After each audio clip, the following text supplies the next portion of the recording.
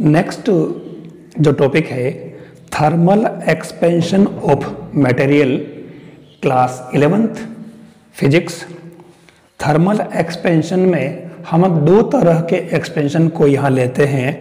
पहला है linear expansion coefficient, यानी कि हम अल्फा फाइंड करेंगे। अब लीनियर एक्सपेंशन कॉफिशिएंट अल्फा जो है वो कब फाइंड करेंगे, यानी जब हमारे पास में अगर कोई एक रोड है जिसकी इनिशियल लेंथ L0 है, ये वाली, और इस रोड को अगर हम डेल्टा टी टेम्परेचर अगर दें तो उस केस में इसकी जो इनिशियल लेंथ L0 थी वो बढ़ करके और के स्मॉल l बन जाती है, यानी इसके अंदर डेल्टा L की ग्रोथ हो जाती है। ये कहलाता है linear expansion in any rod और प्रॉपर्टीज ऑफ मैटर।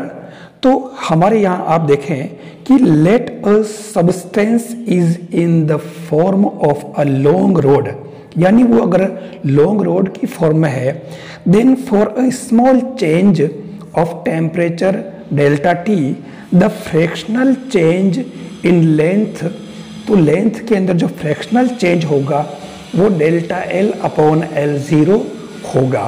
तो ये डेल्टा L अपॉन L0 जो ये है, ये हमारे directly proportional to increase of temperature, यानी कि डेल्टा T। ये जो चीज़ है डेल्टा L अपॉन L0, ये डेल्टा T के डायरेक्टली प्रोपोर्शनल होगी।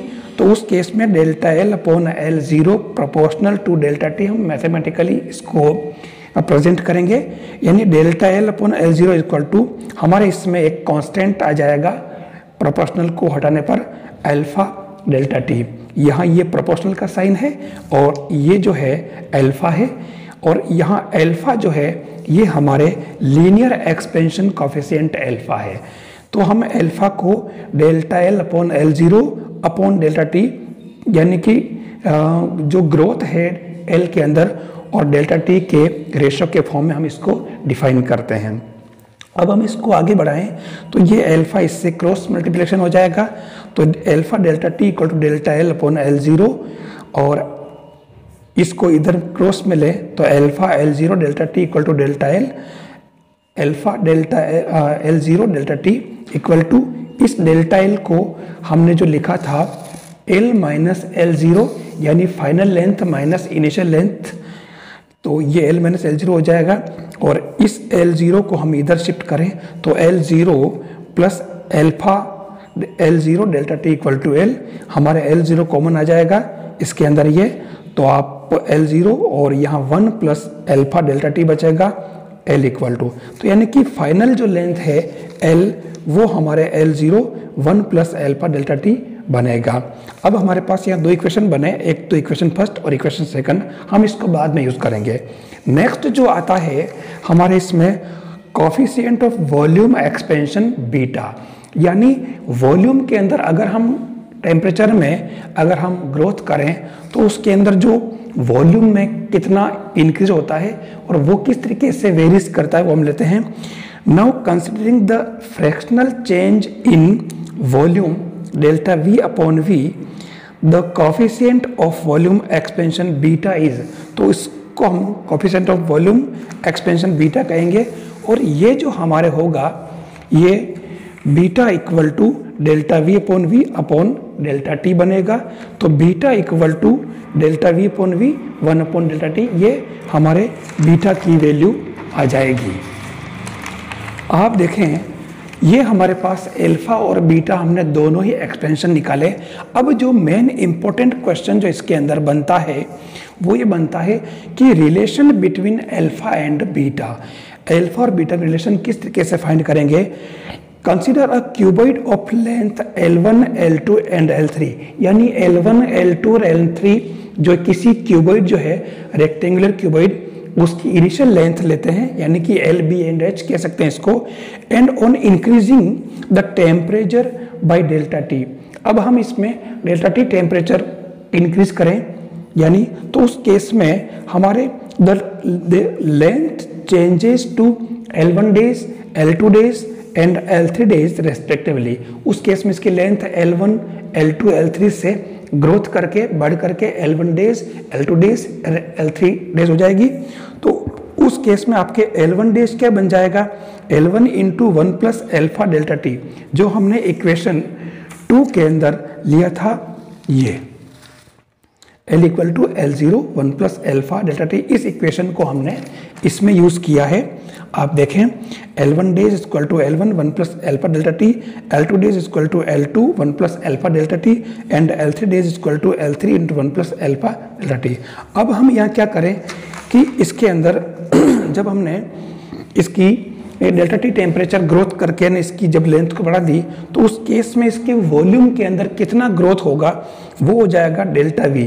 तो V प्लस डेल्टा वी जो बनेगा वो L1 डेज, L2 डेज और L3 डेज तीनों का मल्टीप्लिकेशन, यानी कि new volume of given cuboid. ये डेल्टा टी टेम्परेचर बढ़ाने के बाद में इसका वॉल्यूम हो जाएगा। तो V प्लस डेल्टा वी इधर एज इट इज, और L1 डेज, L2 डेज और L3 डेज की वैल्यू हमने यहाँ से पुट की, ये तीनों ही यहाँ पर। तो L1 days into L2 days into L3 days की वैल्यू हम यहाँ देखें कि L1, L2, L3 तीनों आगे हमने मल्टीप्लाई ले लिया क्योंकि तीनों मल्टीप्लाई में है और ये टर्म तीनों में सेम है। तो उस केस में हमने इन तीनों का होल क्यूब कर दिया सेम टर्म होने से। तो उस केस में अब आपके देखें ये जो हमारे V की वैल्यू हो जाएगी इनिशियल वॉल्यूम, और आप देखें 1 plus alpha delta T whole cube को हम खोलेंगे तो हमारे पास एक फॉर्मूला है A plus B whole cube. ये होता है A cube plus 3A square B plus 3AB square plus B cube. इसको हम यहाँ अप्लाई करके और इसको हम यहाँ खोलें तो उस केस में आप देखें V plus delta V equal to L1, L2, L3 and ये A cube plus 3A square B plus 3AB plus A cube 3B cube हो जाएगा। यानी आप देखें ये खोलने के बाद हमारे यहाँ पर एल्फा स्क्वायर और एल्फा क्यूब जो कि काफ़ी स्मॉल क्वांटिटी होती है, तो we neglect the higher power of alpha, यानी हम एल्फा स्क्वायर और एल्फा क्यूब इन दोनों को हम नेग्लेक्ट मान लेते हैं। ये लगभग 0 की तरफ इंडिकेट करते हैं, टेंड्स टू 0, तो हम इसको बिल्कुल ही टर्म को हम छोड़ देते हैं। अब हमारे पास बचेगी 1 और 3 एल्फा डेल्टा टी, तो हम ये दो टर्म हम इसमें लेते हैं। तो आप देखें ये पूरा हमारे पास में इनिशियल वॉल्यूम हो जाएगा उस रेक्टेंगुलर क्यूबॉइड का, और इधर V plus delta V as it is है। तो V प्लस डेल्टा वी और V को अंदर मल्टीप्लाई करें तो V plus 3 alpha V delta T, आप देखें ये V से V हमारे कैंसिल हो जाएंगे, तो delta V equal to 3 alpha V delta T. आप देखें यहाँ डेल्टा V हमने इस V को इसके अपोन में लिया है, तो डेल्टा V अपॉन V, और उसके बाद में डेल्टा T को भी इसके अपोन में लिया है कैलकुलेशन से। तो आप देखें delta V upon delta T equal to 3 alpha इधर बचेगा। आप देखें कि ये delta V upon delta T जो होता है ये हमारा बीटा की इक्वल होता है। Beta is the volume expansion coefficient है। तो इस तरीके से हमारे बीटा, इस पूरे को बीटा कर दिया, तो ये बीटा इक्वल टू 3 एल्फा, ये हमारे relation between alpha and beta. ये क्वेश्चन एग्जाम में बार बार आता है और नीट और सभी जो एग्जाम्स होते हैं उसके अंदर ये क्वेश्चन जो ऑब्जेक्टिव के अंदर भी पूछा जाता है। इस तरीके से आप इस पूरे को टॉपिक को कंप्लीट करें।